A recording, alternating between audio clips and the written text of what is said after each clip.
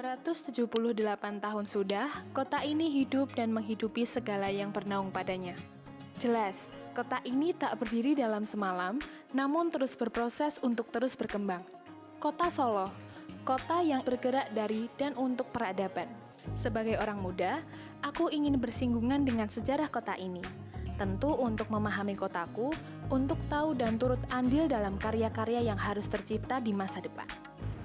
Aku Nisa, kita akan berkeliling ke kota Solo.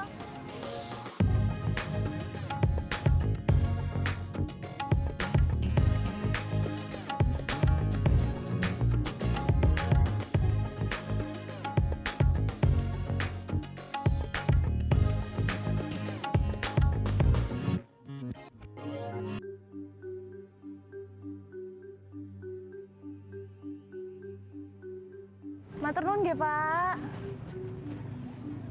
Awal mula keberadaan Solo dari hancurnya Keraton Kartasura membuat Sultan Pakubuwono II memindahkan pusat pemerintahan ke Desa Sala.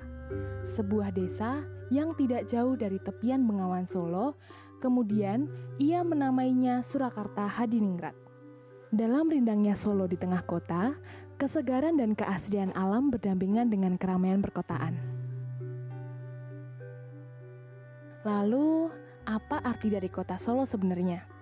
Kita harus mencari yang bisa menjelaskan kebingungan ini. Hai Mbak Santi. Halo Nisa, apa kabar? Sesuatu, semoga bisa suka nih. Aduh, manis banget. Makasih ya Nis ya. Nah, sebenarnya asal muasal dari nama Solo sendiri tuh dari mana sih Mbak? Bisa diceritain mungkin? Nama Solo ini dari nama tumbuhan gitu, dan itu kan sebetulnya yang terjadi di beberapa nama tempat lain. Pemberian toponimi kan juga biasanya didasarkan atas nama vegetasi gitu ya. Dan di Keraton Surakarta pun itu masih didapati pohon ini. Ya sebenarnya masih ada simpang siur tentu ya. Pohon ini sebetulnya merujuk ke pohon yang mana, karena ada beberapa yang pohon Solo ini pohon kepelwatu dengan nama Latin Curophyta guianensis, ataupun juga yang merujuk pada Sorea atau Vatica robusta gitu. Memang ya di Solo cuma ada di sini gitu, meskipun sudah dicoba ditanam di tempat lain. Ini vegetasinya saat ini tinggal satu karena di era Pakubuwono X terjadilah pembangunan besar-besaran, benteng dibangun besar di luar area Keraton Solo sendiri, yang akhirnya tinggal satu ini, dan ini menjadi salah satu tinggalan sejarah. Yang versi kedua itu bahwa nama Solo ini dari seorang tokoh yang namanya itu Ki Ageng Solo, yang sudah terlebih dahulu tinggal di tempat ini sebelum Keraton Kasunanan itu pindah dari Kartosuro ke Surakarta. Kayak dia semacam apa ya, primus inter paresnya lah, kayak mungkin ketua desa gitu ya, kepala desa di situ gitu. Saat itu diceritakan bahwa beliau itu dapat ganti rugi untuk lahan desa itu ya sebesar kurang lebih 10.000 ringgit. Kemudian dia memerintahkan warga-warga yang di Solo itu untuk pindah ke utara atau daerah lainnya karena akan dibangun Keraton Surakarta tadi yang baru. Nah, makamnya dari Ki Gede Solo ini itu masih bisa dijumpai ya. Petilasannya juga ada di kompleks Keraton Kasunanan, itu di Baluarti ada. Terus ada juga petilasannya, atau beberapa orang mengasosiasikan titik itu sebagai tempat tinggalnya, rumahnya Ki Ageng Solo itu di dekat area Sitinggil. Terus tapi menariknya lagi, kalau aku pribadi sih, kenapa enggak sih kita gabungin aja dua fakta itu gitu, karena nama Ki Ageng Solo tuh bisa juga gitu kan merujuk ke tanaman Solo yang memang ya udah tumbuh gitu di wilayah ini. Jadi itu sebenarnya kayak nama penyebutan gitu ya, panggilan gitu Ki Ageng Solo, karena beliau tinggal di kota yang emang di desa gitu, yang emang Solo ada tanaman-tanaman pohon Solonya itu. Solo bukan hanya sebuah kota, melainkan perjalanan melintasi masa lalu yang membawa nuansa tradisi Jawa yang abadi. Dalam balutan Jawa, Solo mengembangkan keindahan yang tak hanya terlihat, tetapi juga terasa dalam hati setiap orang yang melangkah di dalamnya. Jalur kereta ini dibangun pada tahun 1922 oleh kolonial Belanda. Jiwanya Jawa. Slogan ini mencerminkan kebanggaan terhadap warisan budaya Jawa yang erat dalam kehidupan sehari-hari di Solo. Identitas itu sangat melekat dari cara berpakaian, bersosialisasi, dan bertutur. Sejarah yang tertulis, terbentuk, terbentur, dan tertutur ini membuatku ingin mengulik lebih jauh.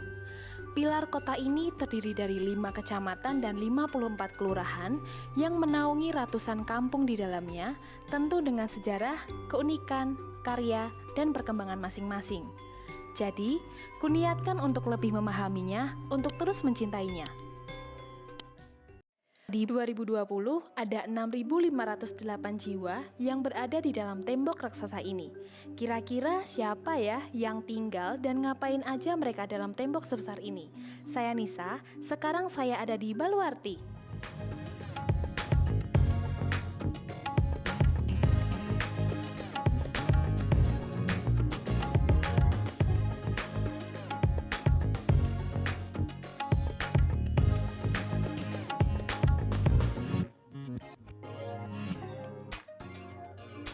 Hai semuanya, hari ini nanti aku mau ketemu sama Mbak Santi untuk keliling di Baluarti. Dan di Baluarti ini ada banyak banget gang loh. Yuk kita lihat di ujung gang ini ada apa aja ya. Di sini banyak banget tempat menarik. Contohnya Keraton Kasunanan Surakarta, sekolah-sekolah tradisional, dan bangunan bersejarah lainnya di Surakarta. Gak heran kan kenapa tempat ini menjadi salah satu destinasi wisata populer di Solo. Baluarti memiliki keunikan karena letaknya yang ada di dalam benteng Keraton Kasunanan Surakarta. Satu-satunya kelurahan yang dimana semua penduduknya tinggal di tanah keraton. Baluarti terletak di antara dua benteng, yaitu Benteng Cempuri dan Benteng Baluarti. Dari segi tata ruang pemukiman, Baluarti secara keseluruhan membentuk pola lingkaran yang mengelilingi kedaton dengan rapi. Pola ini bersifat konsentris, dengan pusat perhatian yang menunjuk ke arah raja yang berkedudukan di dalam kedaton. Dengan batas wilayah yang diapit oleh dua alun-alun, yang berperan sebagai pembatas antara wilayah utara dan selatan, yaitu alun-alun kidul dan alun-alun lor. Benteng pertahanan umumnya digunakan sebagai sistem pertahanan yang fungsinya untuk melindungi keraton dan sekitarnya dari serangan musuh. Penasaran sama Baluarti itu dari nama orang atau dari bahasa mana gitu sih Mbak sebenarnya?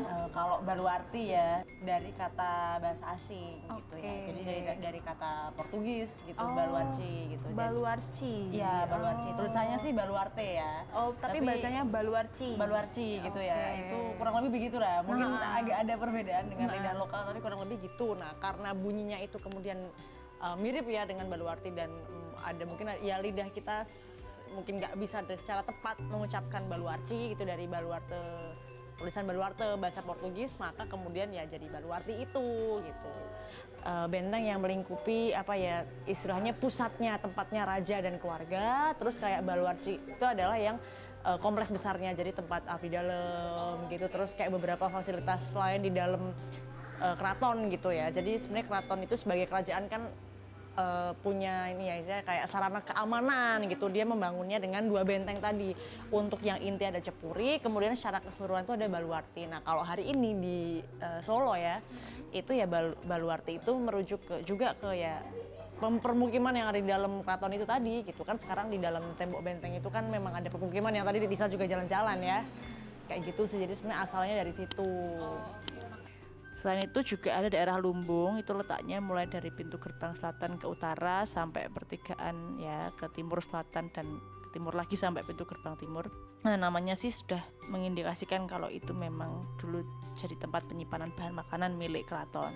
Nah, di utaranya Lumbung ini ada Carangan yang masih sebagai nama abdi dalam prajurit gitu.